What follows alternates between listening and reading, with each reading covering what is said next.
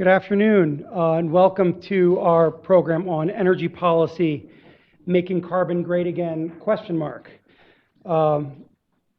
going to, today, this afternoon, with our panel, explore questions about the future of energy policy and its effect on fuel choices, the extent to which the changes we're seeing in energy markets is driven by broader economic forces and technological change, or the extent to which these are things that government policy, especially government policy in Washington, D.C., can influence, if not control. For those of you that don't know me, I'm Jonathan Adler. I'm director of the Center for Business Law and Regulation here at the law school. In addition to being a professor of law, the center is very pleased today to be co-sponsoring this event with both the Great Lakes Energy Institute, I believe many of the representatives of which are stuck in the jury box, as well as with the Property and Environment Research Center, a Bozeman-based environmental think tank.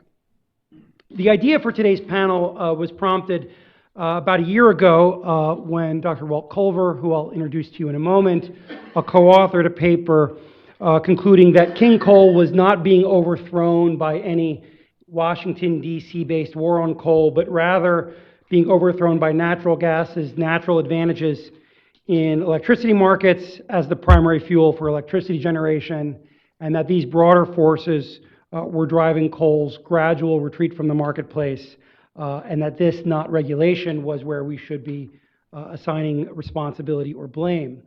The report sponsored significant debate, and as we all know, the current administration in Washington, D.C. has a slightly different view about what factors can and should influence our fuel choices.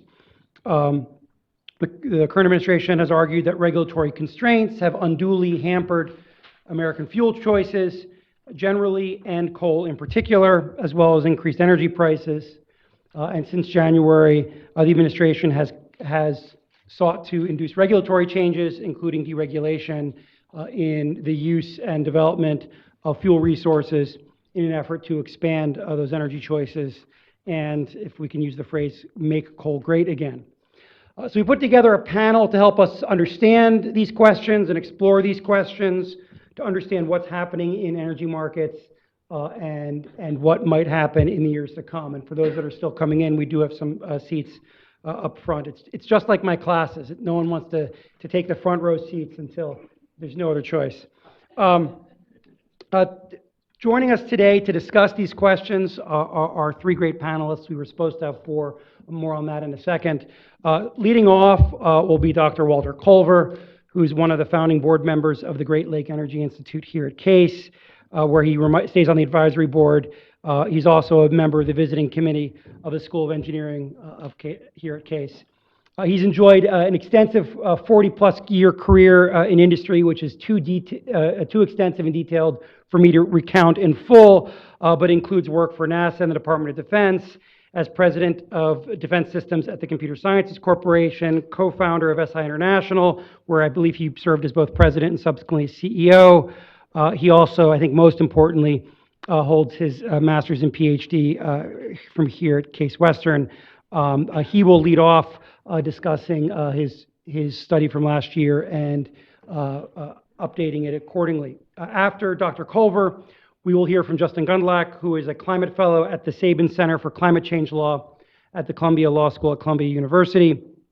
Before joining the Sabin Center, Mr. Gundlach worked in private practice as well as a staff attorney and clinical teaching fellow with the environmental section at Georgetown Law School's Institute for Public Representation. And then we will hear from Alex Schock, class of '79 here at the law school, who is currently the general counsel for the Texas Railroad Commission. For those of you who are not from Texas, the important thing to understand about the Railroad Commission is that these days it has very little to do with railroads and is basically the state of Texas's primary energy regulator. Before joining the Texas Railroad Commission, Mr. Schock was most recently Executive Vice President and Chief Legal Officer and Secretary at Peabody Energy, and previously served in various positions in-house at various energy and other firms. And most fun for me, he's on the board of directors of the National Blues Museum, which is very cool. We were supposed to be joined today as well by Tim Fitzgerald, who's an economist and associate professor at the Rawls College of Business at Texas Tech University. Dr. Fitzgerald is also on leave from Texas Tech, serving as a member of the President's Council on Economic Advisors. And due to those responsibilities, we learned this morning that he would not be able to attend today after all. And he sends his apologies again for folks just coming in. There are some seats up front. Please don't be bashful and make yourself comfortable. As it happens, I'm sure none of you are really here to hear me. So without any further ado, I'm going to turn it over to Dr. Culver to get the discussion going. Thank you very much.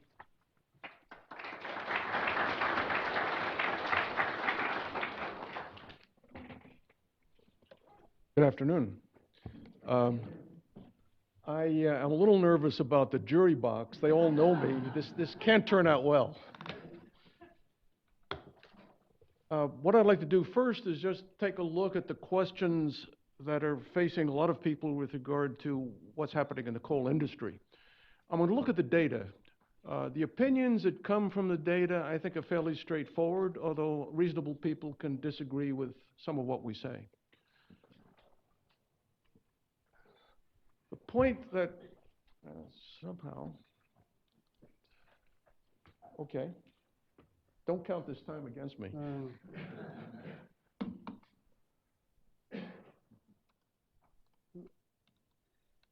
Just okay. left button will do it. One in the middle? One on the left. One on the left, okay.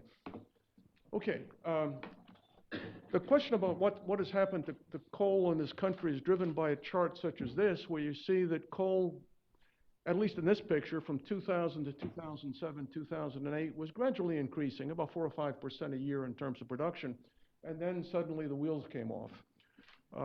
To date, that coal drop is something on the order of 38%. And the question is why?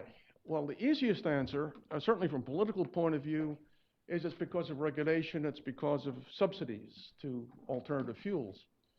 The subsidies come from incentive tax credits and other things of that sort associated with wind and solar generation. The regulations of concern are largely the Clean Air Act, which imposes various requirements, especially on power plants. Now, the Clean Air Act was last amended in 1990 under the elder President Bush as a result of the Northeast states coming into coalition and suing for the effects of acid rain. So in 1990, President Bush signed off on the Clean Air Act, and then nothing happened in terms of new regulation really until either 2012 with the MATS, which is the Mercury and Air Toxics Rule standard, or since it was argued in court to prevent that from going into full effect, June of last year, when the Supreme Court finally said, yeah, it's real, it ought to be done. There are good arguments to say that 2012 issuance really affected the energy producers, the power plants, and that's a reasonable argument. However, to look at really some of the major factors, we have to understand what coal is all about. Coal represents 93% of coal goes to power generation, and we really need to take a look at coal in terms of 4 regions: Appalachia, Illinois Basin, Rockies, and the Powder River Basin of Wyoming. The numbers under there are the break-even levels for fuel X. In this case, X is gas, and if gas is selling at less than $4.50 at the doorstep of the power plant, gas is less expensive. Now, you might say, okay, Powder River Basin stuff, that looks good. Boy, that should keep power plants going in coal for a long time. Well, the problem is the last bullet. To get the coal from Wyoming to the major population centers of the East Coast, 3 cents a rail ton. That puts the cost of coal from Powder River Basin about the same as the cost of coal in Appalachia. And that's part of the problem. This chart shows the cost of benchmark gas, the so-called Henry Hub gas standard of this country, compared to the coal costs. Yeah, the left-hand arrow there shows where the Powder River Basin coal is without the rail transport. The right-hand arrow shows where Appalachian coal and Powder River Basin coal goes as far as price with regard to where it's going to be used in the major power centers of the eastern half of the United States. The histogram says basically 88% of the time, from January of 2012 to January of 2016, gas was less expensive. And the price of gas, of course, moves with various factors. Now, that's an oversimplification. Power plants buy their gas locally. They buy them from hubs of various types. City gates, they're called, and I'm not going to go into the details, or they may be bought from other sources. This is what the price of gas has been for the various hubs where people would be buying the gas. And note that the sharp peaks that occurred, really polar vortexes, in the Januaries of 2014, in the January 2015, and much lesser spikes in January 2016. January 2017 was lesser again. What's been happening here is, as a result of pipelines being built out, $10 billion worth of investment in new pipelines, they've been able to work around some of the shortages. The shortages are represented by the prices. The prices represent the shortages.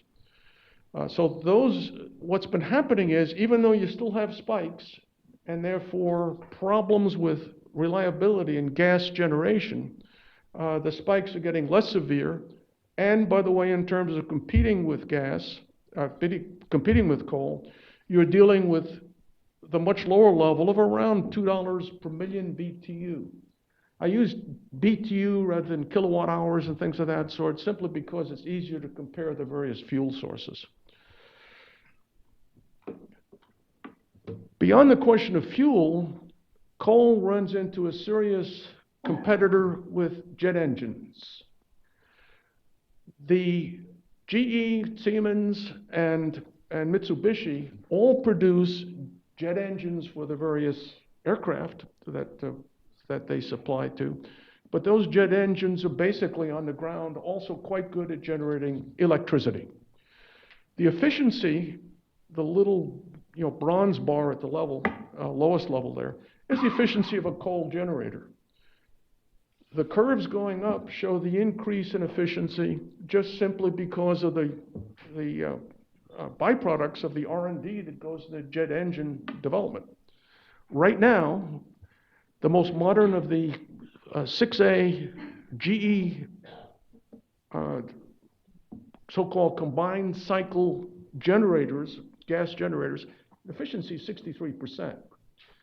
Now, those are if you buy one off the shelf today, much of the fleet out there of gas generators, of course, were installed some years ago.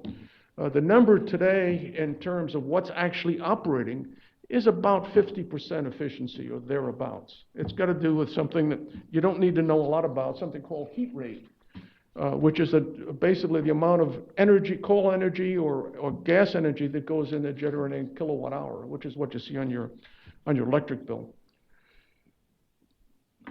Now, if you take a look at the question beyond this in terms of pure competition, there's also the issue, well, is the price reliable?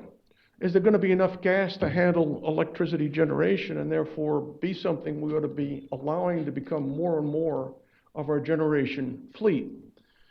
Last year was the first time that natural gas crossed over coal for the percentage of generation in this country. Well, if you take a look at the Henry Hub, that $2.75 figure I've got up there, Professor Hong and I, who wrote the paper, actually looked at the books of the various gas drillers.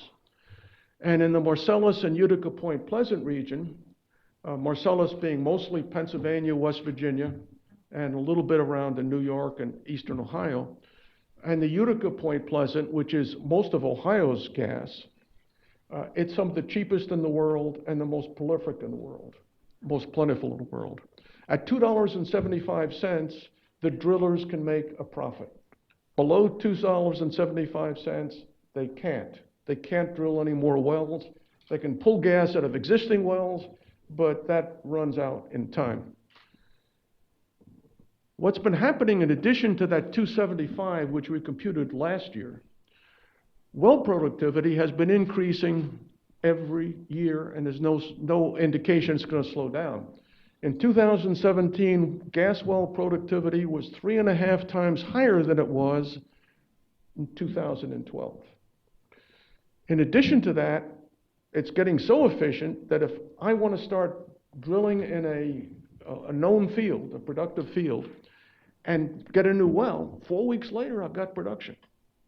Which means if you take a look at price spikes out there, if the price goes up and gets very profitable, I can deliver gas in 4 weeks and take advantage of that spike, which will bring the spike down. And now, there's also the question, well, what about getting it there? And as I mentioned earlier, $10 billion has been put into gas pipelines. In the Northeast, from the Appalachian sector of our country, which is the Marcellus and also parts of the Utica Point Pleasant, next year there'll be 55% more capacity than we needed last year. And so gas is really getting more and more plentiful in more and more places. Now you may worry, okay, well, liquefied natural gas, people are coming around and getting tremendous amounts of investment to build liquefied natural gas terminals to ship it by sea to East Asia, particularly Korea and Japan, and even to Europe to compete with the Russians. What about that? Well, if you take a look at the reality of it, this chart applies to liquefied natural gas. It's a little complicated, but the red dots are the competitive prices in Japan and Korea, the so-called let me get my terminology right. The so-called JKM bid price. The blue square up there is the European bid prices. Now those prices have been coming down. For example, JKM in January of 2015, the price was $10 roughly. January of 16, it was down to $7.40. Now it's about $6. What's been happening is Australia and Qatar are both producing gas and producing in increasing quantities, and the supply is beginning to exceed the demand. It's been projected that sometime next year, and probably for most of the early 2020s, there'll be about a 50% oversupply, which is going to bring those prices down. Now, what may not be obvious is the light blue, the baby blue color there. That's the Henry Hub price. That's our price here, our standard price. The problem is, if that Henry Hub price, which right now is under $3, gets even to $4, our gas, because of the transport costs, can't compete with the bids in those red and blue squares.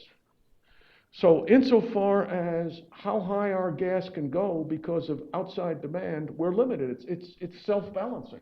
There's not much you can do about it. The second thing interesting in there is that if you take a look at one of the other boxes, which has to do with vessel charters, that's the orange-looking box. Because of lack of charter demand, that price has been coming down. But that's a temporary thing. There's normal cyclical things in shipping. If that goes up, even to where it was back in a 2015 to 2016 ballpark, that also will affect our ability to sell overseas and therefore limit the amount that our gas can get in terms of its sale price. That's something, just a simple market risk. The prices of Henry Hub, which is our standard price, is self-balancing, as I said, because if it gets too high, you're not going to sell enough. Now, there's also the question of, well, what about wind and solar? Well, they're fast challenging coal. If you take a look at Moody's reports, you can now see power purchase agreements. That is, agreements between the wind farm owners and the utilities that buy wind power from them that are on the order of $2.5 per kilowatt hour, what you see on your electricity bill. Coal, under that same set of comparisons, is almost 4 cents. Now, that's a little misleading because that's at the point of purchase, which is out in the middle of nowhere. That's got to get to the population centers of the country, the transmission costs, a whole bunch of other things. So you can't say that coal is going out of business because of that today. But the prices have been coming down so fast that nobody would have predicted it 5 years ago. So it's not here now. It's not, wind and solar cannot really compete with coal today, but it's right around the corner. Utility scale solar, particularly in Texas, which is kind of interesting, and since our Secretary of Energy comes from there, a tremendous amount of solar energy being generated there, as well as wind energy.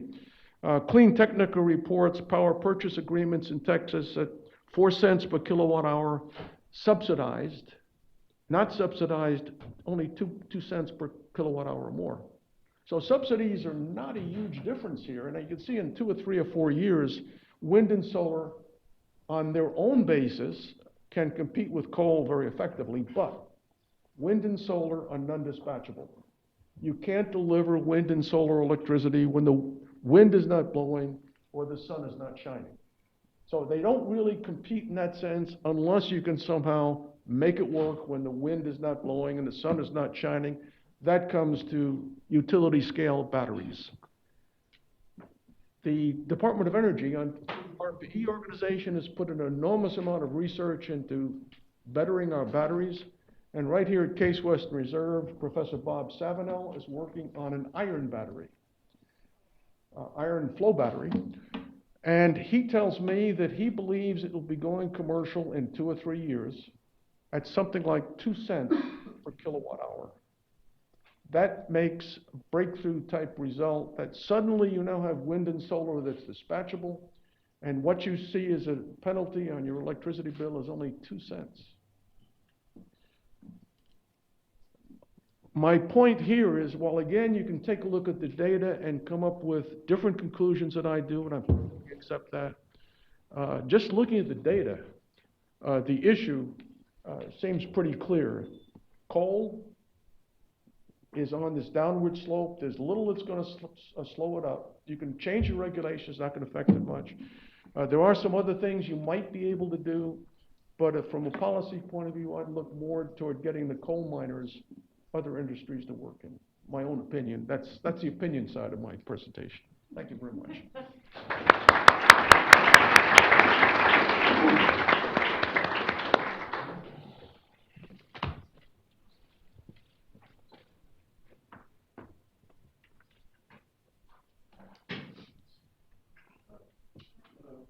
Waiting for my slides,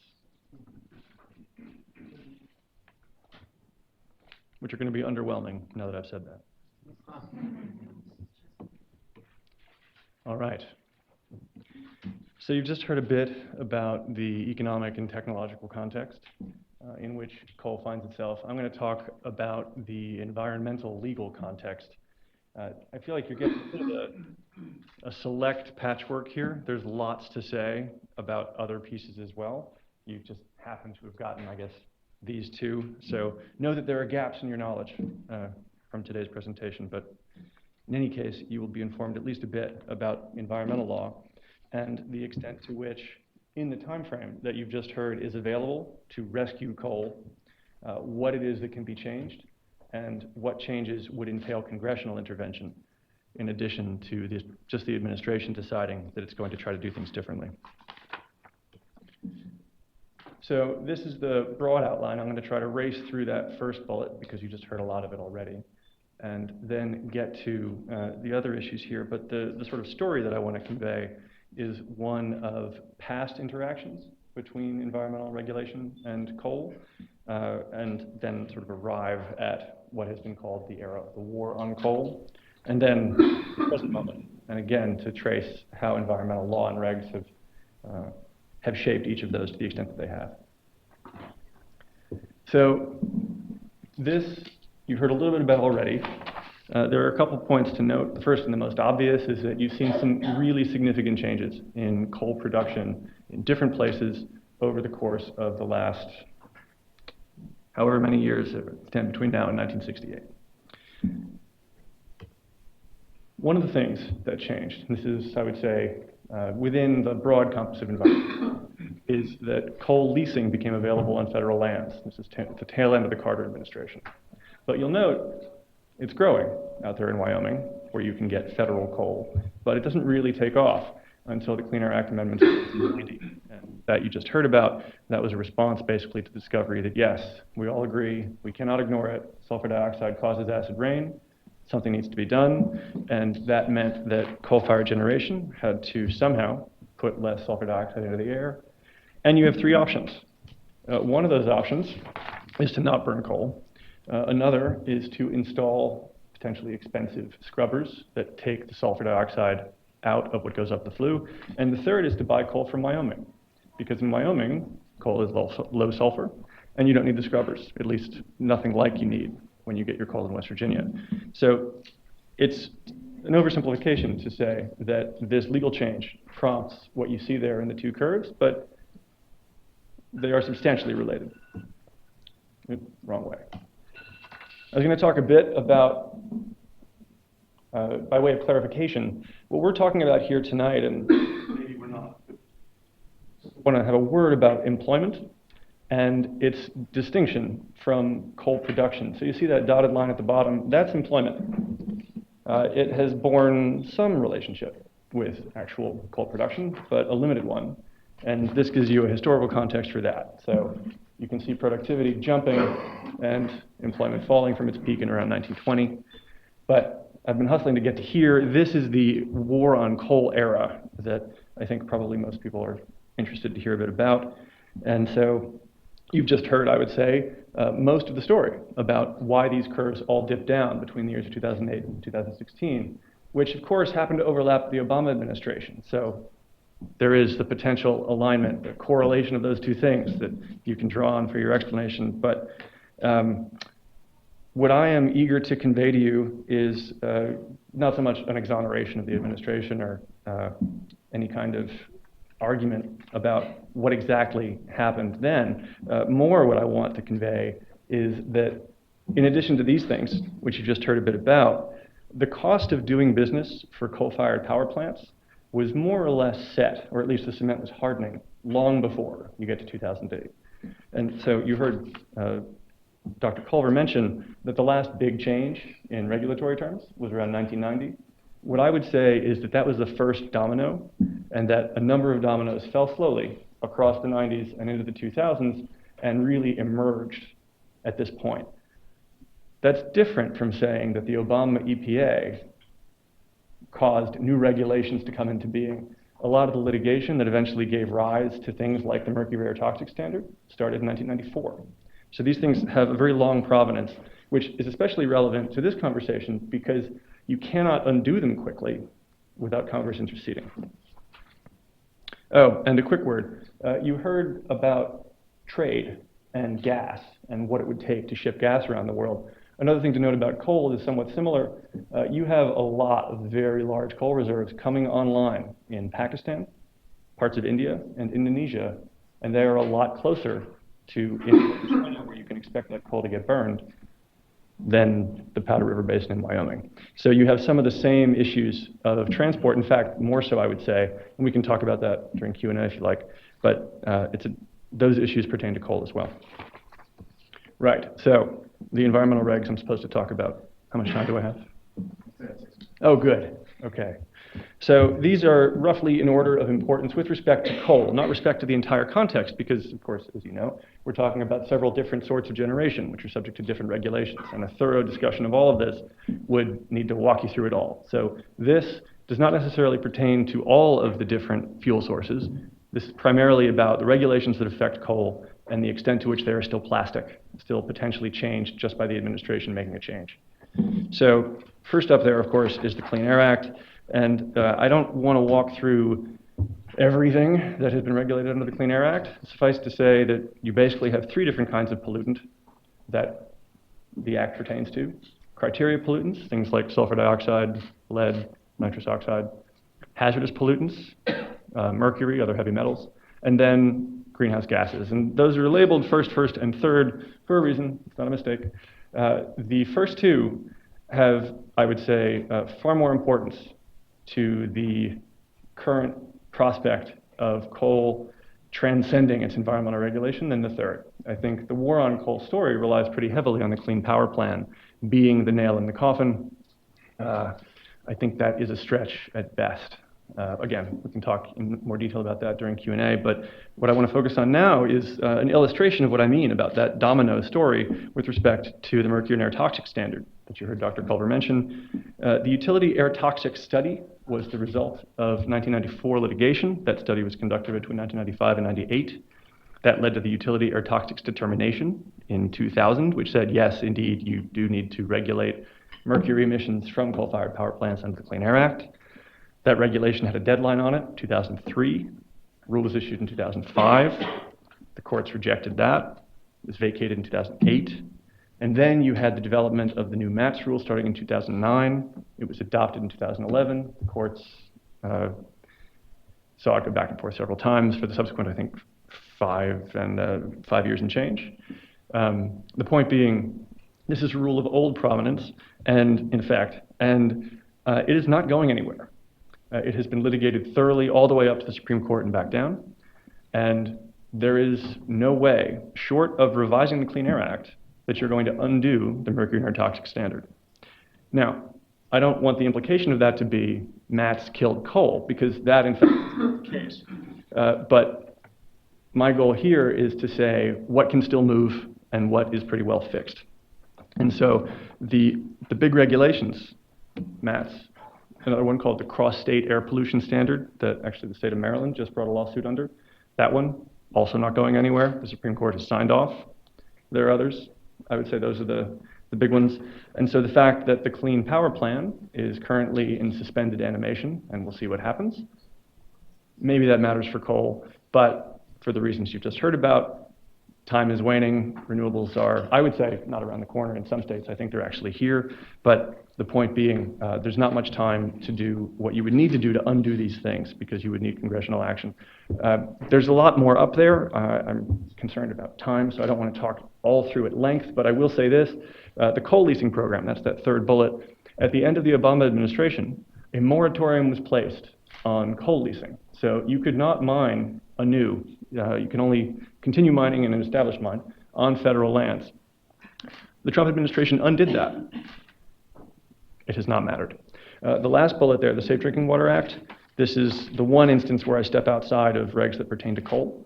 So one thing to note about environmental regulation is that at the federal level, it really doesn't touch fracking. So arguably, one reason that gas is cheap is that in 2005, Congress passed a law that said the Safe Drinking Water Act shall not pertain to fracking. It is known colloquially as the Halliburton loophole. So fracking is regulated at the state level, which means that you have diverse approaches to its regulation. I don't have anything like numbers to tell you how that has mattered or how much, but note that coal is squarely in the crosshairs of the Clean Air Act. Fracking is not in the crosshairs of the Safe Drinking Water Act, and fracking, rather gas, looks a lot better when you look at it through the lens of the Clean Air Act than coal does.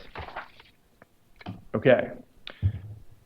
What of these things can be undone by this administration without Congress revising the Clean Air Act, Clean Water Act, other federal laws? The yes pertains to things I've mentioned already. So yes, you can reopen coal leasing on federal lands. You can try to kill the Clean Power Plan. I think actually the announcement about what the EPA is going to do is going to come down this week, so stay tuned. And NAS there stands for National Academy of Sciences. There was a study that was meant to put to bed, finally, certain questions about whether mountaintop removal mining is in fact horrible for public health. There have been some disputes about methodologies that have been used. That study was meant to answer those questions definitively. That study has been defunded. So, insofar as this is a means of reviving coal, that's what they've been doing. Next to no is a much bigger list. So I've already mentioned the Clean State Air Pollution Rule. Maryland is only the most recent state to join a suit about that. I don't remember the number of others, but basically the entire Northeast, which, no offense, we breathe the air that you dirty. So we're suing you, not literally. NAAQS, that's the National Ambient Air Quality Standard. The most relevant one here is for ozone, which has been falling less quickly than the others. You are going to have a hard time turning the dial on the ozone NAAQS. That's another one that's been through the litigation ringer. It's pretty solid, and even though you're seeing now EPA efforts to not enforce certain rules, that limit on ozone emissions is not going anywhere. MATS we've talked about. And one thing I want to mention, I'll skip coal ash to mention export terminals. So I've already said you have competing sources of coal, but another thing to note is that if you're going to get that plentiful Powder River Basin coal across the Pacific, first you need to get it through an export terminal on the West Coast. Washington, Oregon, and California all have control via the Clean Water Act of permitting authority. They have not been giving permits for export terminals. That's not authority you're going to take away. Right, so would it help coal? Well, mining being easier doesn't matter if plants are closing, and plants are closing very fast. I hope during Q&A we can talk about where and how and why, and also why not, because there are exceptions. But this is meant to be illustrative, and unfortunately it's impossible to read, but it's up there to say, this is from September 22nd.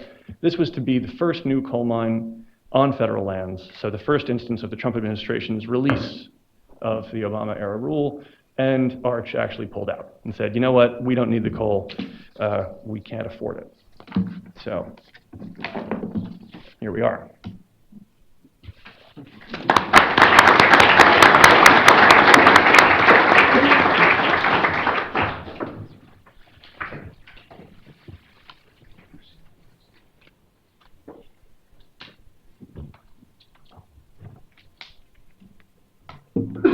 Good afternoon. As Jonathan mentioned, I work today for the Railroad Commission of Texas, which does not regulate railroads. It regulates oil, gas, mining, pipelines, and related activities. It's an old name that a lot of people have urged should be changed. And the bottom line is, if you need to know who we are, you probably know who we are. The name doesn't really matter. I'm not here in any official capacity. I'm just here in my personal capacity as a law graduate and a friend to talk about these issues. I spent prior years in either in industry or energy-related companies in the law departments. So I've got a perspective really from both sides, having worked in regulated industries and then more recently gone to work for the regulator. But I want to make it clear, I am staff. I'm not a policymaker. I don't pretend to be a policymaker. So it's easy for me to talk about policy because I can, I have views and such. And some things I'm pretty agnostic, but I do think there are some policies to talk about here that really juxtapose state action versus federal action. I think that's part of what Jonathan wanted me to address anyway. Was where is that intersection and where is that good or bad for national policy, or at least where should it be considered? So that's kind of what I'm talking about. But just so you know, my framework today, the Railroad Commission serves Texas, and it's got a mission statement that says, the mission of the commission is the stewardship of the natural resources and the environment of the state. It's got concern for the personal and community safety of the citizens of Texas, and also support for enhanced development and economic vitality for the benefit of Texans. So it's really, it's not drill baby drill. You've heard those expressions before. There's an abundance of natural resources in Texas, but the state agency has the authority to make sure that when they're produced, they're done so in a responsible manner that protects and respects the environment, and also respects worker safety, and that it's not just a free-for-all. Now, other agencies in the state of Texas regulate the air emissions, but we're responsible for water contamination associated with the activities of the oil and gas operators. We also regulate pipelines, and fortunately, we don't have statutory authority to talk about the location of these pipelines, but we have to make sure that when they're built, they are safe. We're implementing federal standards, so we have to make sure that they're safe and then inspect them to make sure they're operating in a safe and productive manner. So it's a commission that takes its role seriously, and a lot of good staff people there have technical expertise that goes well beyond mine to even talk about it. Just I know enough to respect good people when I see them. So what are the consequences of a state regulatory policy that really is focused on safe and responsible development? I mean, it's sort of the backdrop is energy development is good for jobs, good for economic development. But it has to be done in a safe, responsible way. That means that the operators who are doing business have to have financial stability. A lot of what we do makes sure that you have people with a financial background who post bonds for their performance, who have, these are not fly-by-night contractors coming and dropping wells and walking away. Although some of them slip through every once in a while, that's not the objective. We have events like Hurricane Harvey that just came through the entire productive area for downstream in Houston, but then also a lot of the oil field operations in Southeast Texas. Our agency is working with the Civil Air Patrol. Civil Air Patrol takes photos all over the affected area. And we're not going to get a report on every spill, on every during the flooding, because you've got people who can't get to the well sites or can't get to the pits. But we'll know, and they'll know as a result of the photographs, and there'll be enforcement activities that follow up from all of that. So again, the expectation is you get an operating permit in Texas to either run a disposal well or to run an oil and gas well or to haul or to pipeline product. You're going to follow the rules. You're going to do it responsibly. And if you don't, the permits will be pulled and there will be enforcement actions brought. And that's we meet in open session at least once a month, sometimes more. After every session meeting of the commission, there's a publication of this is the hundreds of thousands of dollars of fines and penalties that have been levied at that meeting as a result of violations by operators. On one side, you could say that's not good, the fact that there are so many violations, but I think on the other hand, it's good that it shows that the agency is actively involved in enforcing the laws and collecting fines and penalties for violators. The rules and regulations for oil and gas development that my office and the Office of General Counsel is responsible for administering go back many years. In some cases, they go back to the 30s or 40s. A lot of them go back far earlier than at least 20 or 30 years ago. Back in those days, oil and gas was drilled with essentially vertical wells. And those of you who study anything about modern drilling techniques know it ain't just vertical anymore. I mean, you have a well that goes down and then will go sideways through the shale formations great distances. And that's where the formation is perforated, and that's where the gas is coming from, the shale gas. It's taken a lot of interesting work to be able to get a regulatory structure that was set up for one style of production and convert it to another that still assures it's going to be safe, it's going to be manageable, and it's going to protect the environment. But the state, I think with clear guidance from the legislature and the governor, said, take that effort, undertake those activities so that, don't say, no, you can't drill that well because it's going sideways. Say, how are we going to do it in a way that meets the intent and purpose of the rules and regulations? But the shale plays came along and obviously have had great consequences. Great consequences for the operators of Texas, for the people of Texas, for the state of the United States of America.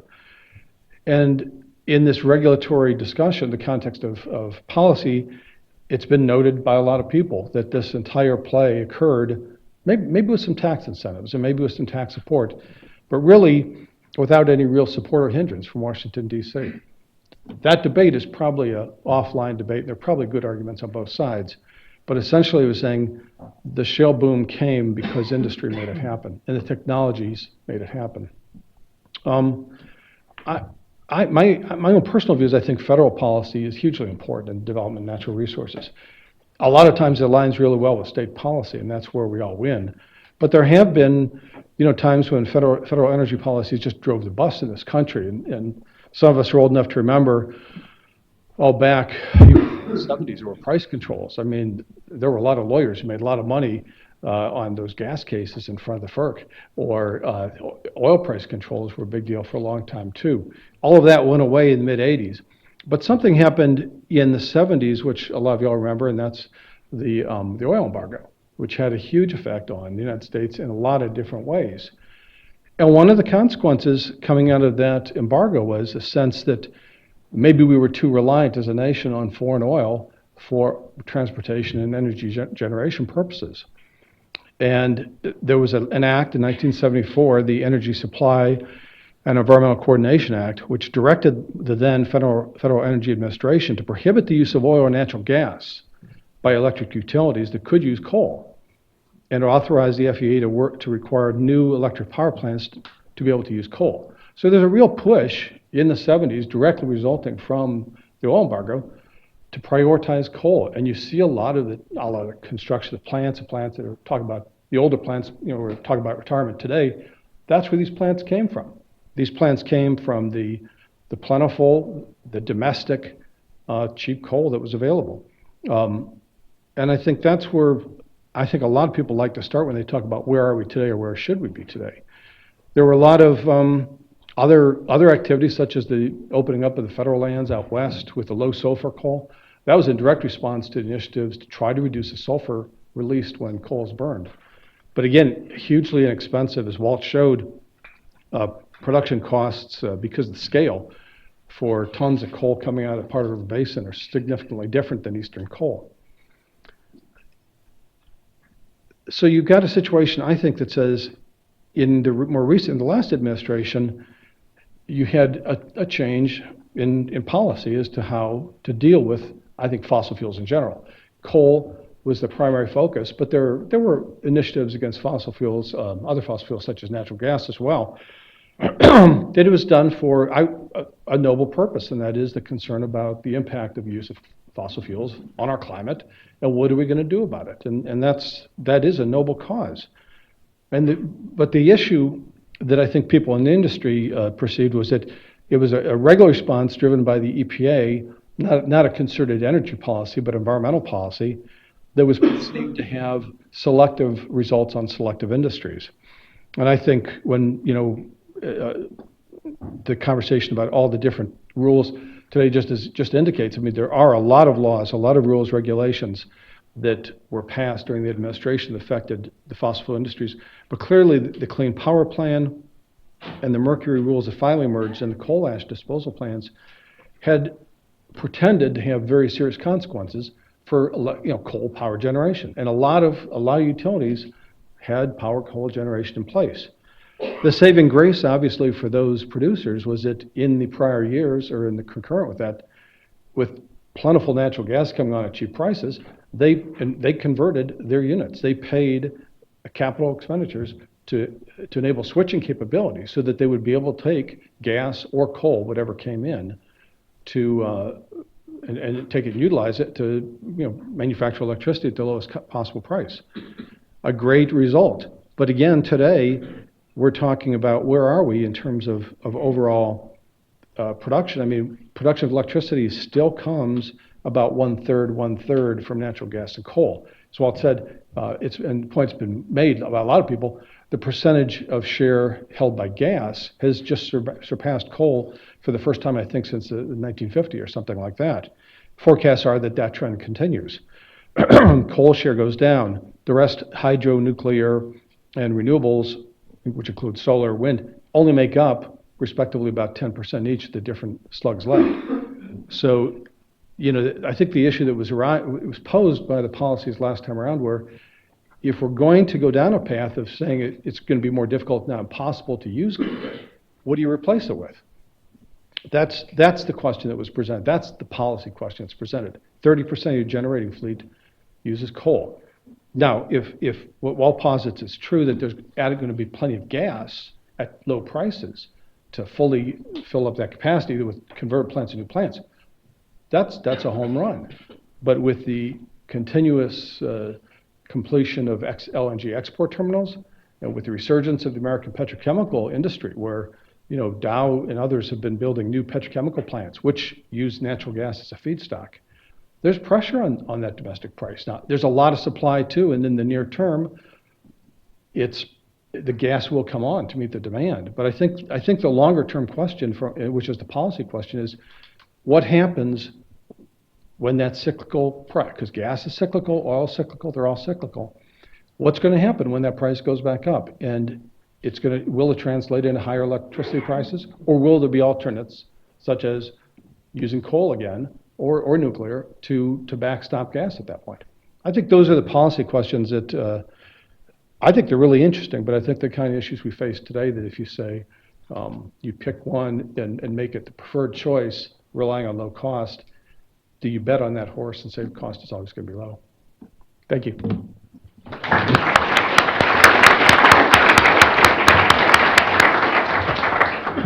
All right, in a minute, we'll go to questions from the audience. When we do, there is a microphone, and please wait for the microphone to come around because this is both being webcast live and recorded for archive on the university website, and we want to make sure that questions are caught. I will take the moderator's prerogative and start with a couple of questions for the panelists. First question is, earlier, about a month ago, the Wall Street Journal editorialized coal makes a comeback, and it noted a couple things which are interesting in terms of recent trends. One is coal production, at least 2017 as opposed to 2016, appears to be up significantly, up somewhere in the neighborhood of about 15 to 20% nationwide. Coal exports, first quarter of 2017, were reportedly 58% above the first quarter of 2016. Are these blips, are these minor corrections, or are these indications that there are other factors that we need to think about? In particular, should we be distinguishing between what sorts of fuel sources we're producing in the United States and what source we're using, which certainly has one set of effects domestically in terms of our economy, but from a global standpoint for things like climate change, it doesn't really matter if the coal's burned here or if it's burned overseas. Coal that's burned anywhere is contributing the same amount. Thoughts? Okay. Well, rather than offer my own view, I'll lean on a report from the Center on Global Energy Policy, which I don't work for, but is located a few blocks from me at Columbia.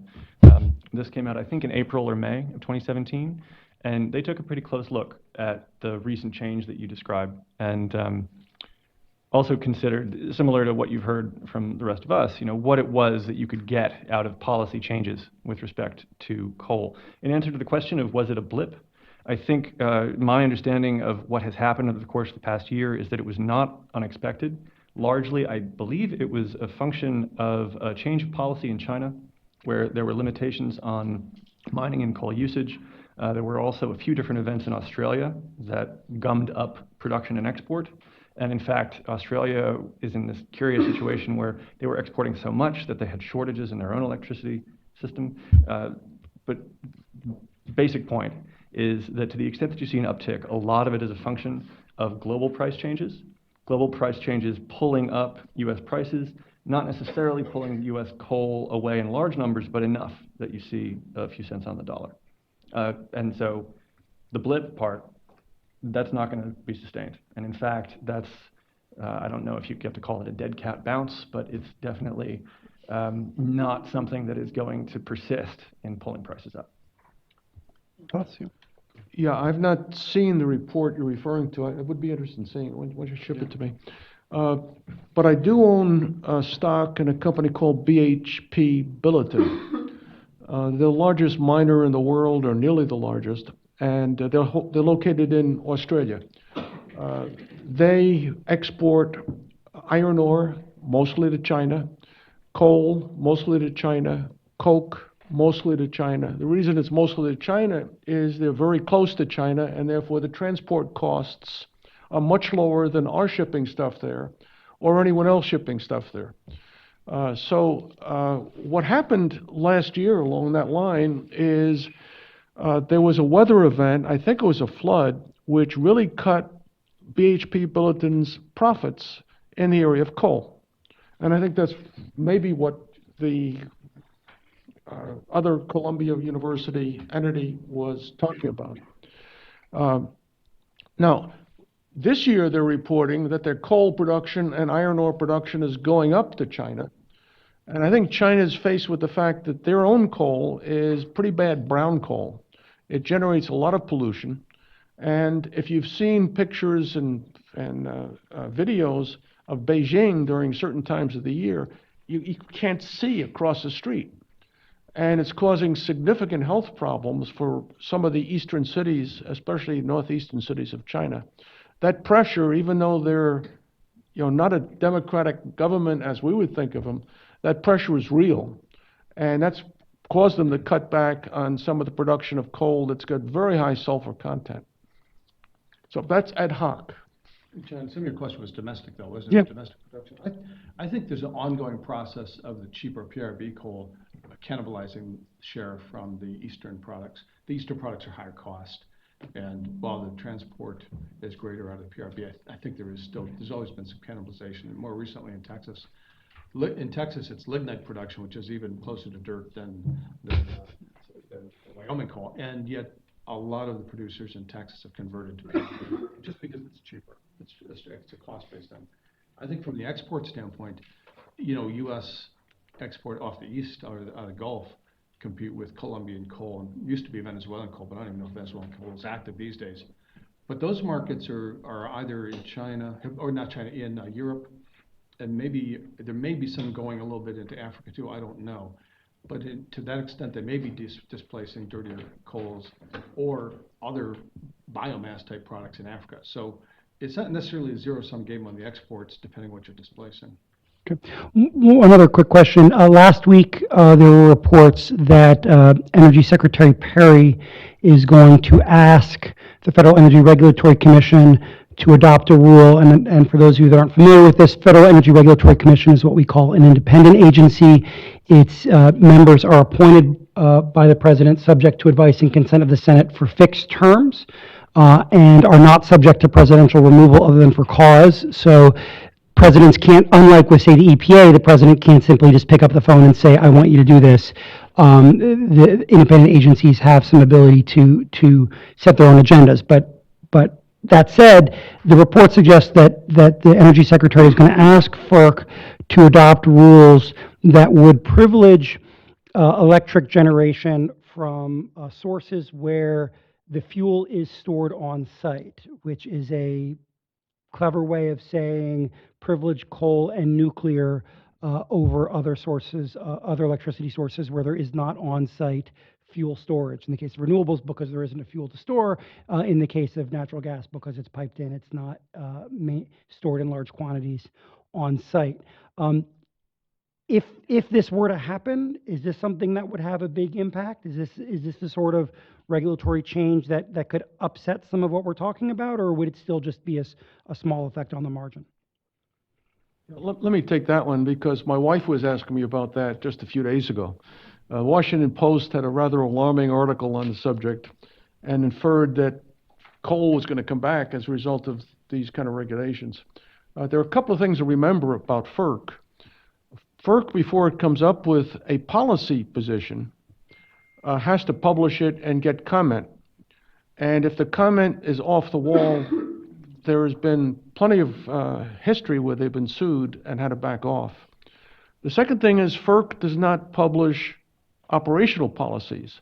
That's done by the so-called RTOs and ISOs of this country. They're basically the subgrid managers for 6 or 7 subgrids in the country. The one that takes responsibility for the Middle Atlantic states is called PJM. They're Pennsylvania, Jersey, Maryland, but there's more than that. There's a total of 13 regions within the Mid-Atlantic states where they define particular payments and particular penalties for power generators if they can't meet certain reliability requirements, if they can't meet certain energy or electricity purity requirements, such as phase shift and such as voltage variation and so on. So before it gets from FERC down to the power plants, it's got to go through the PJMs and the MISOs and the other folks who are independent system operators and regional operators. Having said that, PJM in 2014 was faced with a problem due to one of those polar vortex peaks that I showed on one of my charts. 22% of PJM's generators could not meet agreed requirements for delivering electricity to customers because of the polar vortex.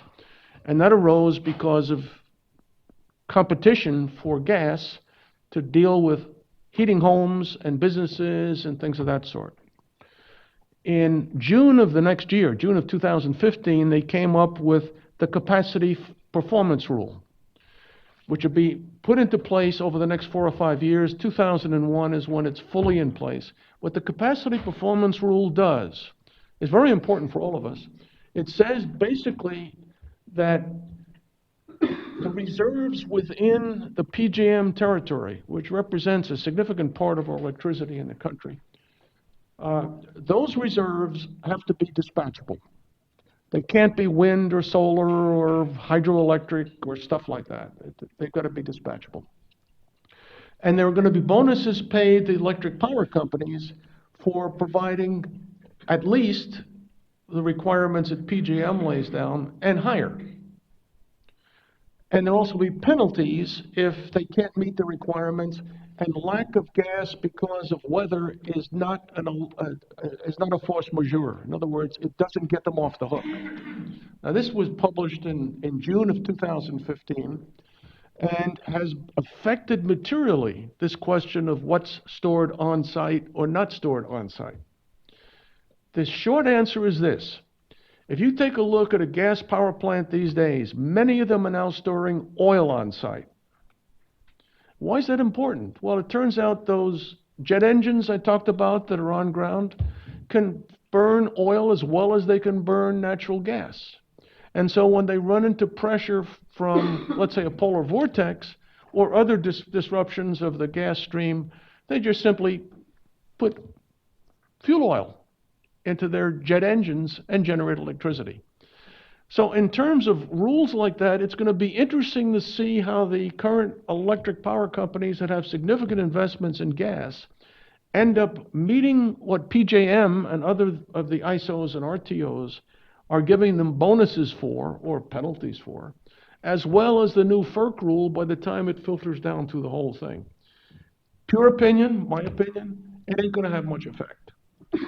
It may slow up the decay of coal in this country. It may slow it up. It's not going to reverse it. Other thoughts, sir? I'd like to follow up if I could. I don't want your question to leave people with the impression that the proposed rule submitted by Secretary Perry makes a lot of sense. What the Secretary has done is drafted a rule that basically says, what is different about coal and nuclear? They have fuel on site. Therefore, let us dub this resilience. Resilience is a term that has not yet gotten thorough definition in the electricity context. That started, and in fact, there's yet another National Academies of Science. This is always the go-to. National Academies of Science report that was just issued this year on grid-based resilience, which didn't even look at generation, because for the most part, resilience is primarily a function of the wires and the transmission and distribution facilities. But the basic premise of this rule is that resilience equals piles of coal. There's not a lot of evidence for that. And the thing about FERC, partly because they're independent and partly because of the pretty tough rules regarding how they make rules, they're going to need a lot of evidence to shore up this premise, which, as I read it, doesn't exist. So there is, I think, going to be a fight over what they actually do with this thing. My guess is that you're probably correct that what we're going to see maybe is the adoption of something like PJM's rule, and they're going to say that it's what the Secretary proposed and everyone gets to win. It would surprise me greatly if what he has proposed either is adopted in the time frame that he suggested, which is crazy fast. 60 days is unworkable, and given that there is, I think, going to necessarily be a longer time to fight over it, if it resembles what he has drafted by the time we get to the end of it, which is likely to be a year away.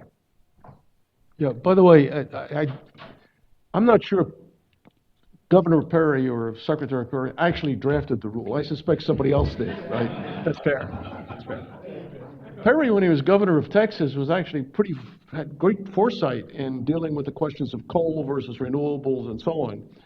It doesn't sound much like Perry, in my own opinion, but that's you know him better than I do. Yeah, I mean, the only thing I'd say is that I take it as, and I haven't read it yet, but I take it as maybe an opportunity to re-examine all this fleet that otherwise would have been retired under Clean Power Plan, to say, if Clean Power Plan is not going to go forward, is there anything else that can be done with them, whether incentives to allow them to convert to gas or otherwise modernize, if that's even conceivable. I think it's probably a case-by-case, state-by-state basis.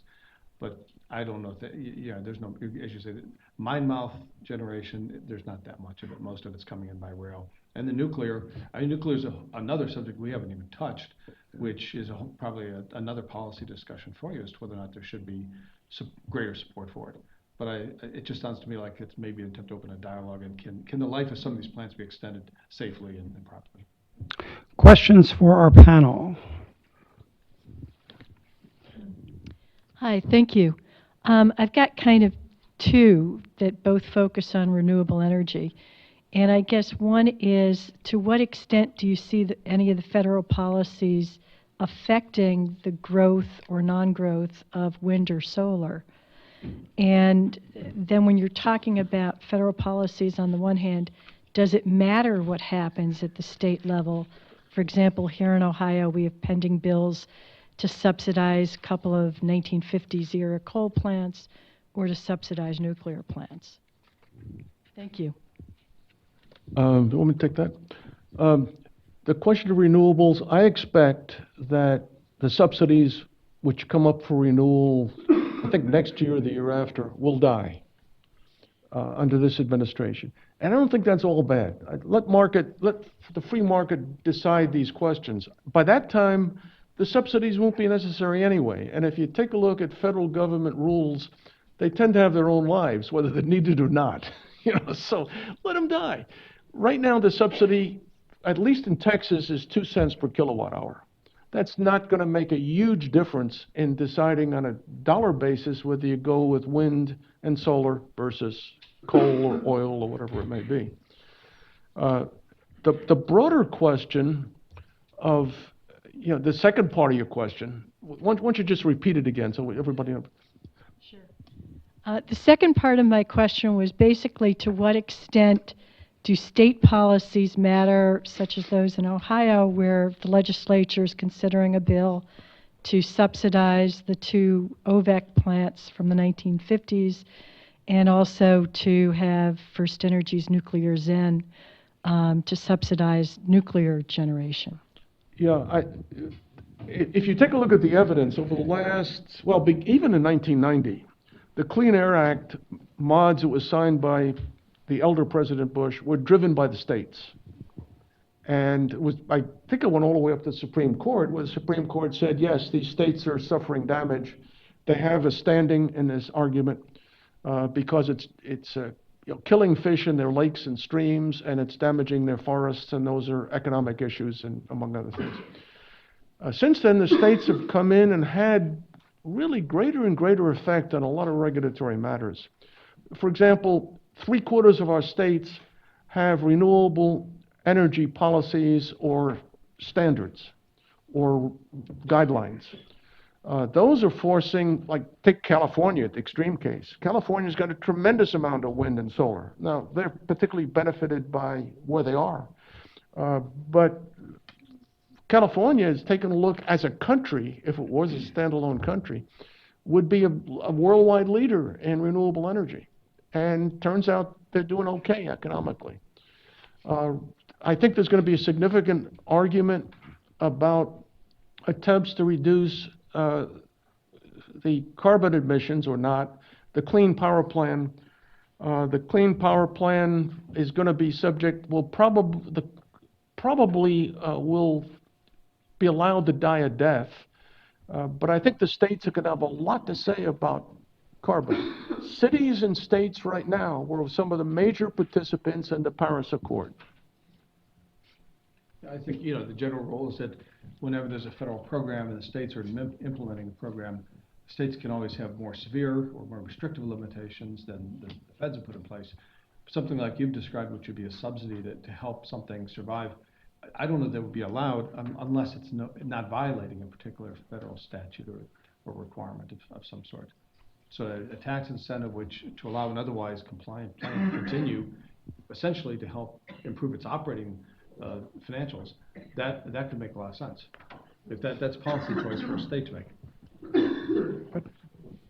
But it couldn't. But if the rule is thou shalt emit at X level per the federal standards, the states usually can't give discretionary waivers on that, or they lose qualification under the programs. I'll chime in briefly on 2 points. One is that I would say that the intonation of your question suggested that states were sort of in the sidecar here. In this context, that is renewables and greenhouse gas emissions, they are very much in the lead. They are now defining policy in a way that the federal government has ceded, but even before the Trump administration, I would say states were well out ahead. And there are a number of examples that, I mean, California and New York are generally the ones that are written about, but even Minnesota, where the utility commission there has adopted a version of the social cost of carbon, which is to say they have priced emissions for the purpose of evaluating and planning for future energy sources. And I was at a conference last week where someone from Minnesota was describing how their plan is to replace baseload coal power with wind because they have so much of it and it's distributed regionally in such a way that they can basically treat the map as a baseload station for reliability purposes, and they have as backup natural gas. That is happening, I would say, in 5, 6 states that are being really aggressive. Others are being less aggressive. And so what you have when the feds have pulled back is less pressure for everyone to take steps forward at the same pace. Next question. Yeah.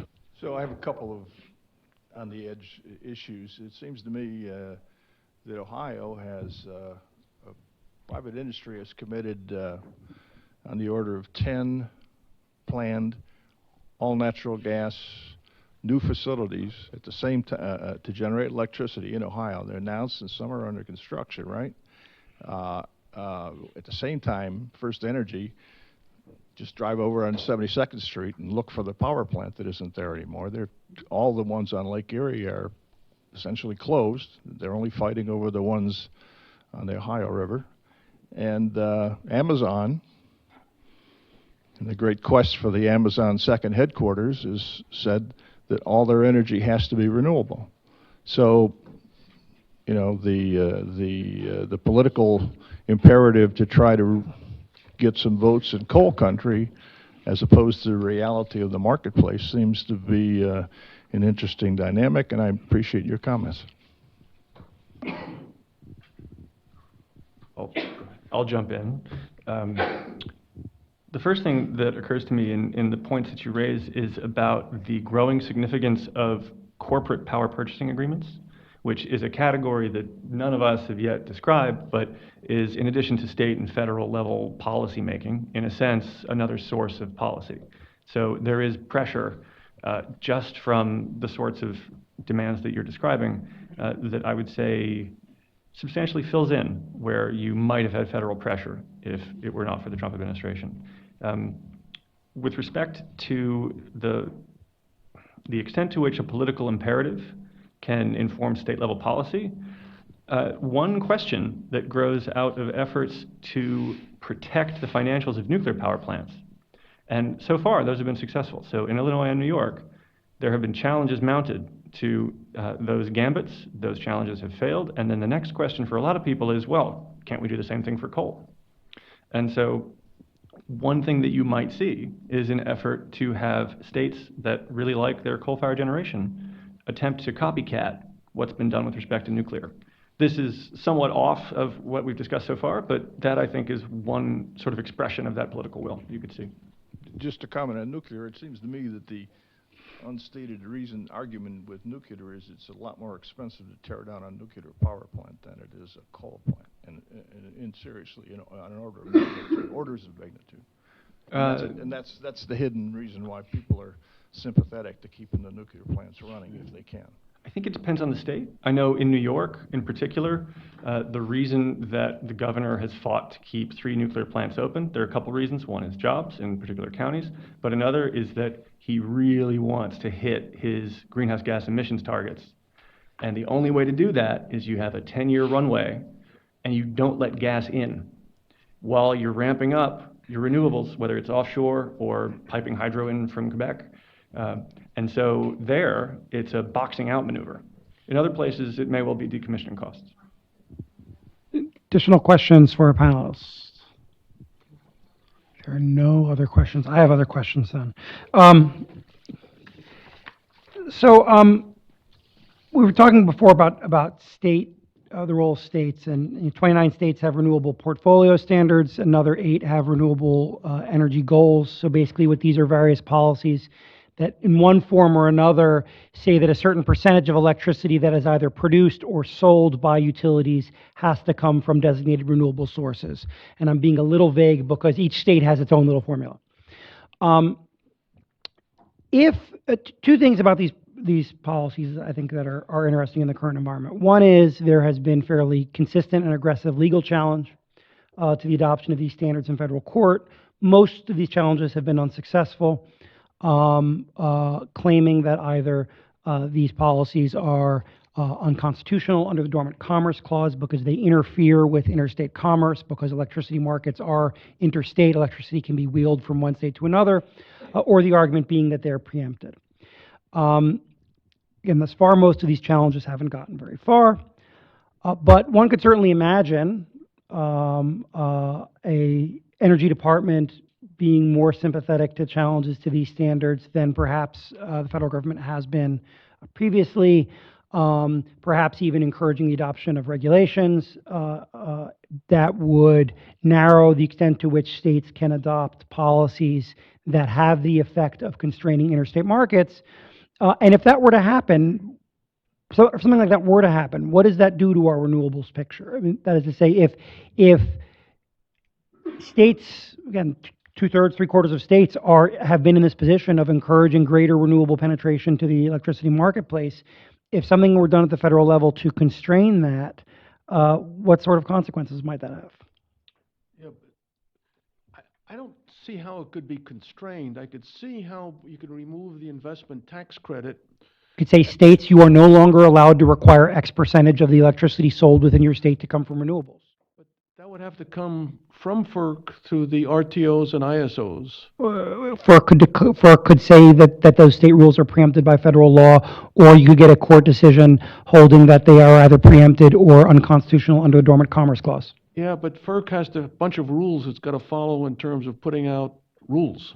But not for the Dormant Commerce Clause, right? I mean, if the Supreme Court, I mean, so for example, the newest justice on the Supreme Court, Justice Gorsuch, was on a case in the 10th Circuit where there was a challenge to Colorado's rules, and he wrote the opinion upholding the Colorado rule, but said, this is a really close case. And we could certainly imagine a court decision within the realm of current doctrine that would say, don't care what FERC says, Colorado cannot do this as a matter of our Constitution, period. Colorado, if you want to encourage renewables, allocate your taxpayer dollars to direct subsidies.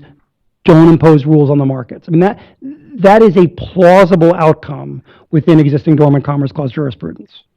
Except then you also have the financial question, because Yeah, it turns out big right financial now question. there are more jobs by far in putting in rooftop solar panels than there are in coal in almost every state that I can think of.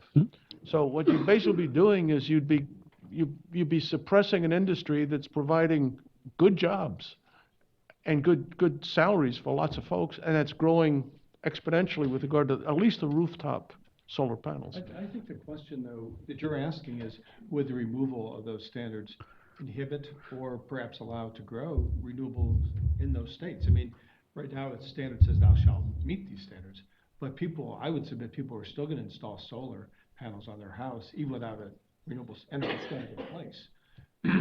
It's really more, to me, that's driven by the tax incentives.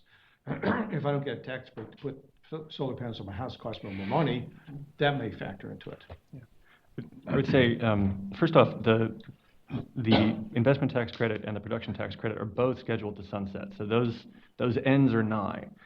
So we're maybe going to see a controlled or a natural experiment where that's concerned. I know, I have it on good authority that several people at environmental NGOs experience this nightmare scenario in their hypothetical thinking all the time. And the concern is real because it's not a foreign prospect that someone decides to switch the way the Commerce Clause has been read and to read it against RPSs. I think the outcome then really is one that is determined by political will in the given states. And as you say, sure, we now have good case law in Connecticut. You can go ahead and buy a lot of renewable energy directly if you have the political will. Massachusetts, New York, you're seeing similar moves. But I do think it would open up a gap where you have low salience decisions about renewable portfolio standards in a lot more states than that, where no one notices that this is how money is being moved. And it's worked really well. David Roberts at Vox has an article lauding the humble renewable portfolio standard as this second best economic approach, second to a carbon tax, and he basically points out they work really well, partly because people don't notice them. Which is not to say that this is some kind of theft or subterfuge. I think, for my part, you're offsetting other advantages and climbing the learning curve of integrating renewables in a way that ultimately we'll have to do anyway. But I do think it would be hugely effective, and mostly I think it would be very revealing about the degree to which states are committed politically to this. I think we have time for one more question. You're right there. Two. We'll get you. Yeah, I was wondering if you could comment on, we're at this position now where we've talked about, I think, quality of life issues and air standards, but not really climate change. And we're making decisions that are investing, billions of dollars across the country that are going to kind of set the nature of our infrastructure for a long time to come. And where does that factor in at all? I mean, where do we go? We've got the lowest gas price we've had in a long time, but yet we still have unwillingness to kind of measure fugitive gas, and it's too much of an increase. So I guess the question is do you think global climate change is done and there's no more impact on our infrastructure because of the Trump administration, which is only going to last 7 years more, if that long? So if you could kind of comment on just where that is, because we're making these decisions that we're going to be living with for decades, absent that major concern, a major issue. Well, I would say this with regard, let's take the mercury, the MATS. The 10 or I think it's 100 largest coal power plants in the country have already switched their processes so that they are meeting the MATS standard. So and those plants are probably going to be around for another 20, 30 years. You have to realize the advantage that gas has over coal is for the older coal plants that are being retired, and you need to build something new, and it's going to be a gas plant. It's not going to be a coal plant. I don't care what the regs are. It's going to be a gas plant. It's so much cheaper to build a gas plant, again, because of those jet engines, that's going to dominate. Now, older gas plants have a mortgage that needs to be run out. That's amortized over the electricity bill. So if a gas plant a coal plant that's got lots of years on its mortgage is less likely to be replaced with a gas plant. And in there, it makes sense to upgrade as they have to meet the mercury standards and the overall MAT standards. And I think that's going to be true of most other standards you see applied. And those are decisions being made on a plant by plant by plant basis. These are not averages anymore. There are some plants, there are a few coal mine mouth coal plants that are the cheapest things you'll ever have because there's no transportation costs. There's mostly community power plants. That's what they're called. I don't know of any owned by the major utilities that are right at the coal mouth. Those are going to keep producing because they're so cheap, and there aren't many of them, so let them go economically. You've got all those things playing. It's really complex stuff we're talking about. You haven't addressed greenhouse gases, I guess. I haven't addressed what? Greenhouse gases. Well, what is happening is whether or not the federal government honors the details of the Paris Agreement. As we've heard, the states are really beginning to drive this. And one of the most populous, or the most populous state now is California. They're going to beat anybody with regard to greenhouse gas. New York State is with them. Texas, if you take a look at Texas, they have more renewables than anybody else per capita. And despite the fact that they seem to have very conservative politics, they have more renewables than anybody else. Conservatives like low prices. I think we were preparing for this, the conversation was, should this be a conversation about climate change? It was really a discussion about energy policy. But as we all know, over the past several years, there's sort of a not so black or white line between energy policy and environmental policy these days. And I think, that's what everybody says. What can I do? What can we do about conditions? Unfortunately, I think you just do have to break it down piece by piece, sector by sector. I mean, we've talked a lot about the impact of views on climate change on the electrical generation market. Haven't really talked about transportation, haven't really talked about agriculture, and this is all in the developed country called the U.S. You get into less developed countries, we all know that the primary focus of construction for coal-fired plants these days is India and China, and probably Indonesia's in there too. And there are a lot of people who argue, is it imperialistic for us to argue what kind of energy source they should use to raise themselves out of poverty? You know, those are the global issues you need to get a consensus around. But I think, you know, I think all of us need to just look at our own lives. I mean, I put solar in my house because I thought not only was going to save me money, but it's the right thing to do. But after that, you just have to talk to each other and help drive towards consensus. That's the challenge. Can I sneak in a response? Sneak in really Very quick. Climate change is in my title, so my views are very predictable, but I'll say... He's the expert, yeah. Well, I don't know about that, but I have opinions professionally. The only way it makes sense to keep building electricity infrastructure is to put carbon capture and sequestration on gas plants if you're going to build them at all.